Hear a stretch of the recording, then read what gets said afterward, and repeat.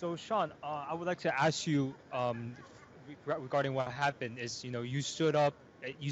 said, you decided you wanted to be civil just to sit down, but you stood up and you spoke out. To you now, and to me, my question really is that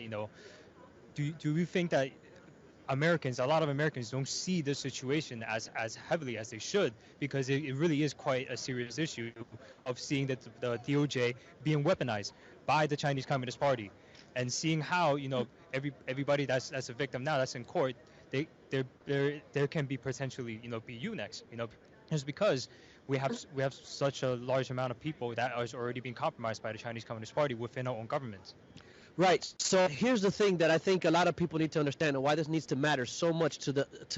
just regular, ordinary citizens, and why the case of Miles Guo particularly is something that we need to pay attention to. If we're going to go out and yell and scream and protest and go to all these hearings and talk about the things that are going wrong in our country, if we're going to talk about it loud, what we're hoping is that people who are in our justice system is hearing us, so that they can defend us and do something legislatively. That's what we're hoping could do. But if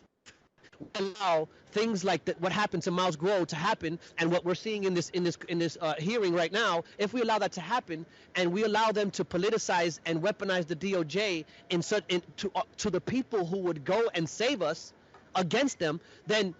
they're always going to win. No matter how much we fight on the outside, we're never going to win, because the people who would hear us and change the legislation, when it becomes convenient for the people who are in power and who are being paid by the CCP, who is behind so much of all of the things that are wrong in our country and around the globe, they're the dark hand in everything wrong. In almost everything wrong globally, they're the dark hand, and it goes back to the CCP. And now it's in our government, and these people are being paid off and weaponizing our justice system against their enemy, raising up charges to be greater than what they normally are for their political opponents, while they drop charges for people killing and rape and all these things all across the New York State.